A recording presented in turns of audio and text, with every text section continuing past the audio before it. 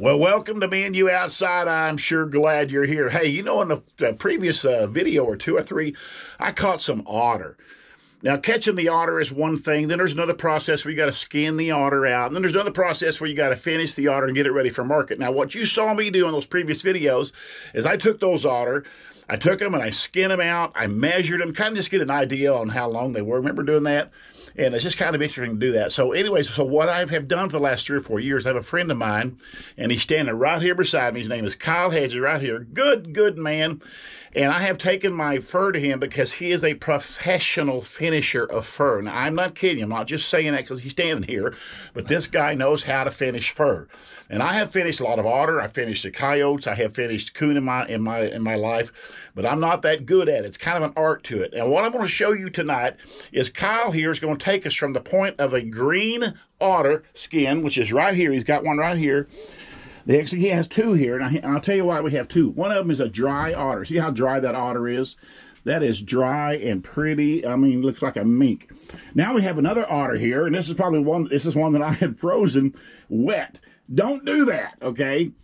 Put him away dry. If you skin an otter out, hang him up, let him dry in the wind and the sunshine for a day or so, and make him look like this, and then freeze him really good, and it just makes everything better, and it's just better for the skin itself. So then what we're going to do is we're going to get started here, and he's going to take an otter, he's going to put it on this fleshing board right here, and he's going to kind of talk to us what he's doing, and I'll also talk to him. This is just an interesting process that you have to do to get an otter ready for market, and that's what we're doing here. All right.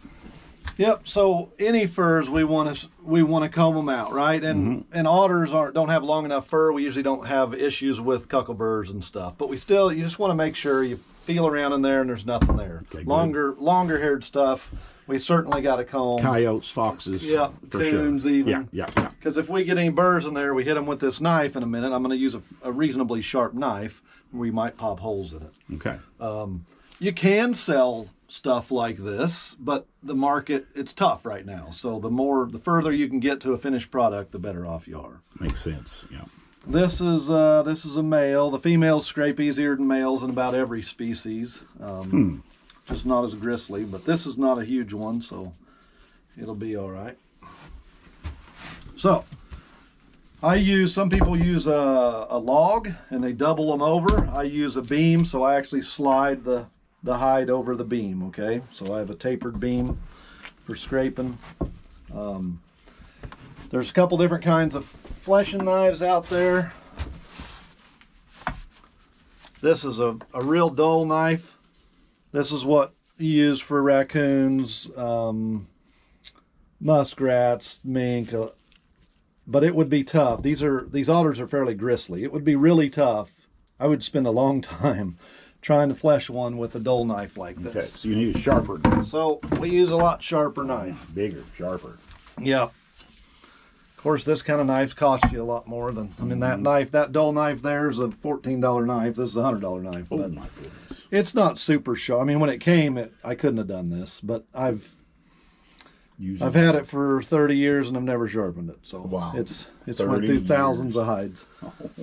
This side's sharper because I'll use it less and we'll see. But so it's got a outside curve and inside curve. Interesting. So a lot of this, it's just about feel. It's just about it's the angle and the motion. Okay, so it just takes time and it takes practice. So we're going to work on the bottom half first, and then we work on the top half. The first thing for me is getting a clear space. We got to have a line to work. So you're going to notice, kind of have the pitch of the blade. A coon, I'd be a lot flatter. I got to steepen a little bit because I'm kind of cutting. You can hear it's gristly. I got to get down to the leather. That's going to be annoying in your sound, isn't it? That'd be all right. So I'm trying to get, that's leather. Like that's not far enough, that's leather. We got to get all the way down to the leather. So I'm sweeping at the same time I'm pushing. And it's just takes some muscle too. It takes some muscle. Yeah. We're pushing as I get to the end. I mean, it got slow motion, but I'm flattening out so I'm not digging into my beam. Yes. There's places where Otherwise you get a chewed up beam. So it's just that flattening out at the very last second. Don't worry about this. Is the sheath. We'll worry about that when we put it on a board, but so it's just getting this first line to work. And I actually don't need, I'm going to cut a viewing window here, which we'll talk about when we put it on a board. So that's the leather we're going for. That's it. Smooth, pretty. I get to that, then I go to an armhole here. That holds it. I don't have to push as much with my stomach to hold this on. Now I'm really steep. And I'm just trying to get it working down from the armholes. And then I can flatten out, and I'm pushing into that line that I made. Yes. That open space. So I'm sweeping right to left into that open space. I'm going to rotate around, and I'm going to work all the way around this sleeve first. I won't go all the way down. Be careful when you start getting wrinkles. You don't want to go too far. You're going to roll a wrinkle and cut a hole. So I'm just working these sleeves down right here. Again, I'm working to that open space. I'm pushing right to left.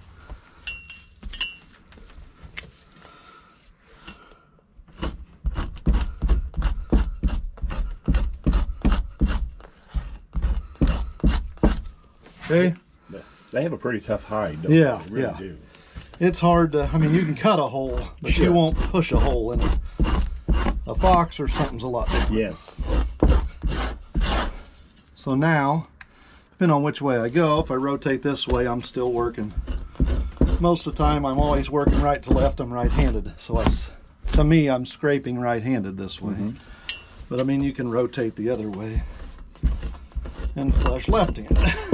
So I'm working left to right. When my right rotator gets bad, that's what I start doing. Age is not good for this hobby. No. So work them all down. So both sleeves are clean now. Now I can work this right down the back. Okay. Connect those two. There's the conibear strike. Is See that that what bruise? that is? Yes. Yes. So we got I the. see that. I'll see. Now, does that affect the price on it? Locally, no. Internationally, some, yes. You know, sometimes you suitcase them and you get a strike here and here. Yes, yes. And that's not good. NAFA, back when they were in business, and FHA sometimes would grade those as damaged. Oh, I'll be. So I always put my triggers on the bottom. I want one strike right That's it. Yeah. up here. I don't want that body strike. That's good to know, yeah. But sometimes you can't help it. They swim so fast, they end up deep. So now this is pretty easy. This part right here, I'm barely sweeping. I'm mostly just pushing straight to the bottom. You got to kind of work around the hips here. So we got back legs. We got a few little stragglers that I got to push off. Again, I'm flattening that blade as I get to that edge.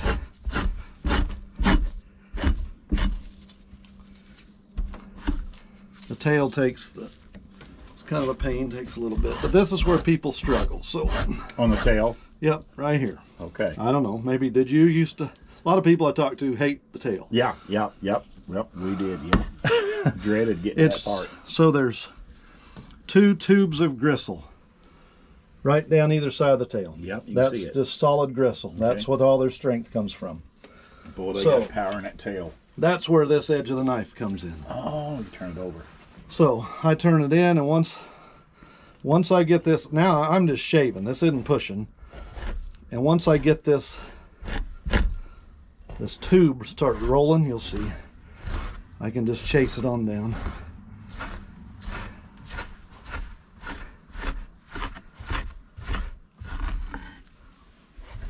Now I got to go left-handed or left to right sweeping. Get this other tube to just start rolling out. You'll never get clear to the end with them because they get pretty thin down here. But that's okay, I don't have to. Looks like you got to the end of that pretty Because good. it'll Look dry how up. clean that is. Yep, that little bit in there So clean. will mostly, I'll show you. We'll look at a finished Otter at the end of this. Yeah. And that, what little is left in there is not an issue. Okay, So, it'll dry. yep, so then there's these little stragglers. I just shave these off with a knife, these little odd pieces, a guy like this. Because I don't want to be messing around with the knife more than I have to down on the sharp side of a knife. Get some pieces like this to just fillet them off with a knife. Okay? Yep, that looks good. So, oh, you cleaned that tail. So impressive. Yeah, it doesn't take but a minute or two if you've got the right knife. That's it. That always greases up my beam. Yes. So that's what this is for. I don't want to put grease all over the rest of the hide. Okay. So we've got the bottom half. Yes. We're done. So now we're going all the way to the head, to the face to hold it. Bottom lip just gets in your way, so don't skin bottom lips out. Leave a goatee on the skull. When I get to this part, I can have it just like that. Okay, that looks good. Again, I don't need to hold it too tight with my stomach. Again, I'm just got to get a line going. So I start on the underside of the neck. Get this line. You always start the belly first. Yep, I do. Line. Okay. That's easier to push. Yep, yep. Then you get here, you get weird angles. So I got an ear here. So I can't just push. So now I gotta, because you can rip it. I gotta work around. Yep. I kind of stand on my knife. See how I'm sweeping? I gotta get this edge going. And now, once I get that, now I'm going to left-handed to push into my open space. Yeah. And then I'm flattening. The further I get down, the more I'm laying this knife back. Again, watch wrinkles. That'll get you in trouble.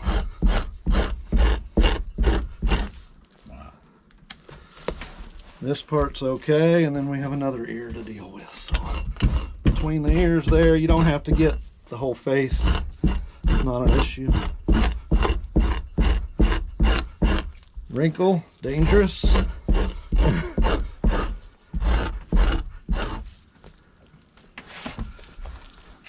So now we got one more ear to deal with.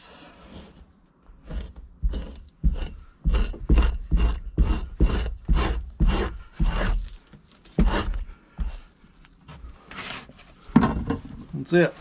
Explain to the people what that white tag is in its nose there. So yep, otters and bobcats have to be, it's a federal deal from called the CITES Act, 1982, I believe it was. So people were illegally selling sea otters and claiming they thought they were river otters. So black market stuff. Well, now they still do it. They just don't claim they just have to keep it in the black market, right? Right. So a wildlife biologist like myself, you have to bring them to an office. I confirm this is a river otter, not a sea otter. And we put a tag in it. So it's not people think, oh, there's plenty of otters. Why are we worried about tracking the population? That's not what it's about. It's a federal act to try to prevent the misuse. So every state has to deal with these tags. Every state has to do it. Okay. Some states have requirements on fishers as well. Yes. But the bobcats, they were selling ocelots, claiming they were bobcats. And they were selling sea otters are gigantic. Yes, I mean, yes. 4 times this big. Yes. So anyway, that's it. And did you just hear what Kyle said? He is the wildlife biologist for our county here called Polk County, and does an awesome job in that arena, and we're really happy to have him here. I'll tell you that right now. Let me show you a finish. So this is what happens, and we'll put this on the board. Okay. So you want to see that too. But here's a finished otter. You take it off the board, it ought to be able to hold it like this. If it's dry enough, you ought to be able to hold it out flat. Oh. This will be the last part to dry, right? And if that bent over, it'd be like, nope, not done. Yeah, if it breaks, it's not done. But a nice clean otter, you see how this dried up. But even the face, where I left this little bit on the face, that's not an issue. Okay. But if you have that little thin sinew all the way down, that is an issue. Okay. Right? They're not going to use the face. Okay. It's not going to slip, but they're not going to use it anyway. Okay. They're using this for the garment. So. Okay. Okay. Got a little funny spot there on this one. There's the conibear strike. Yeah. Yeah. So, okay. That's so cool. You did a good job on this. I can tell you that right now. All the meat is gone. That looks so good.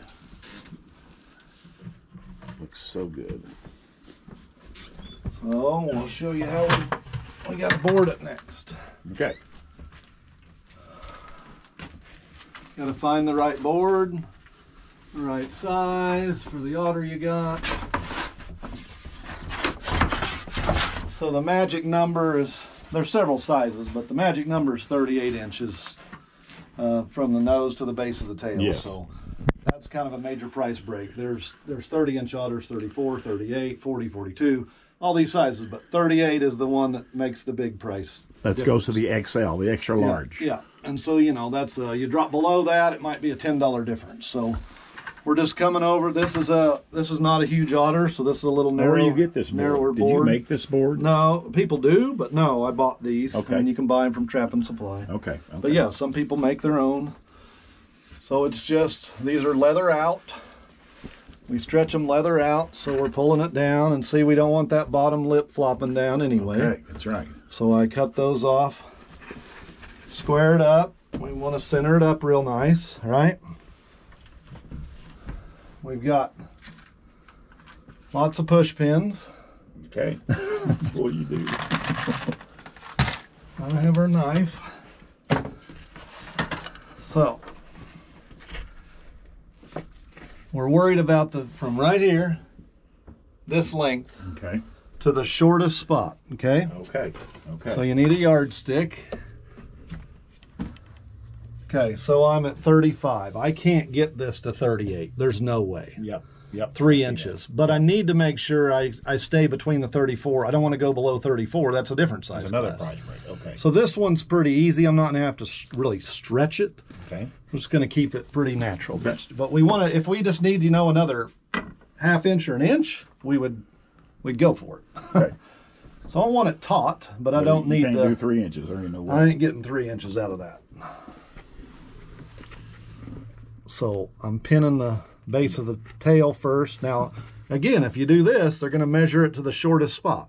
Okay. So I need to keep this straight across here. I need to keep this level.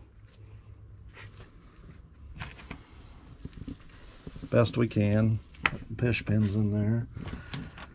I usually put one right on the edge over here.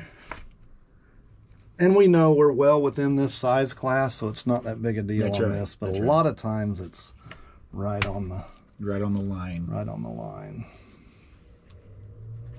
We're gonna measure just to make sure, but I know we're at 36. So 34 to 38 is a size class. I can't get this otter to here. That'd be overstretching it. Yes. So this is a comfortable fit. Yes, this is it a large otter. Okay. That's good. Now we're gonna do the tail and then we'll do the belly. Now this is a controversial deal right here. Okay. So 10 years ago, the international market wanted pleated tails. So they would pin them. You'd have 50 pins down the side and all real wide, and they'd have pleats in it like this. That fashion's over. There's still people that do it because it looks really nice. Okay. But not it's a necessary. colossal waste of time. It's okay. I have way too many otters to scrape Yeah. to do that. So the key is, and I want your listener, your viewers to know your buyer. Know what your buyer wants, Yeah, right? yeah, I know absolutely. what this buyer wants. These are your otters, but I know where they're going. That's right. So I'm pinning right here. We want wide base. They do use this fur. Okay. There's always these little points. I'm going to make them out wide.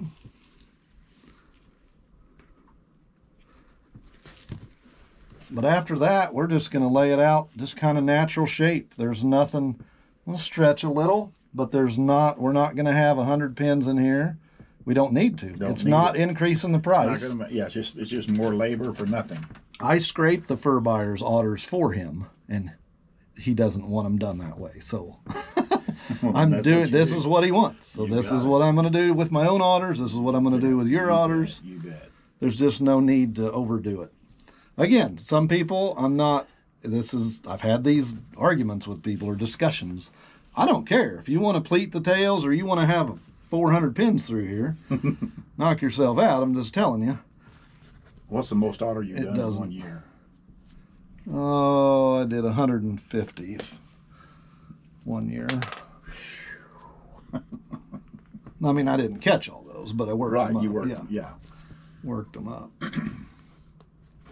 I did like 300 coyotes that year for him. Oh, there's people out there that are doing back in the day, we're doing 10,000 coons, you know. Yeah, when the coon prices were decent. So that's nothing. I mean, that's just natural look and tail. Yeah. That's what the market wants. Yes. If you're not sure, well, then look in. But I can tell you, the international market right now, this is what they're after. Gotcha. So if you're not sure who you're going to sell it to, guess where the end product eventually is going? Somewhere to the international market, right? Yes, that's right. Yeah, well, if that's what they're saying, we don't want pleated tails. Yep. Then there's no need. That makes perfect sense. So come back around here. Some people pin the back legs. That's another deal to the back side. Okay, some people pin these legs back here. Mm-hmm. Again, my buyer wants this right here. Wants them pinned to the front. Wants to make sure if that pulls as it dries around, that's going to be the shortest point. That's where it's going to get measured from. Okay.